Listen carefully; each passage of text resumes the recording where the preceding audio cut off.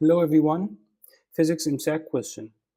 A boy pushes a cart at a constant speed along a level sidewalk. The graph below represents the relationship between the horizontal force exerted by the boy and the distance the cart moves. What is the total work done by the boy in pushing the wagon a distance of 3 meters? Here, to get the work done from the graph, we need to get the area under the graph as long as it's force and distance, and we know that work done equals force times distance, and here the area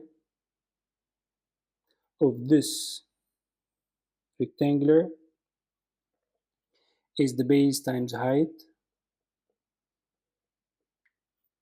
which is equal to the work done. So to calculate this, we need to multiply 6, which is the base, times the height, which is 25. So the answer will be 150 joules. Here we write 150. Thank you.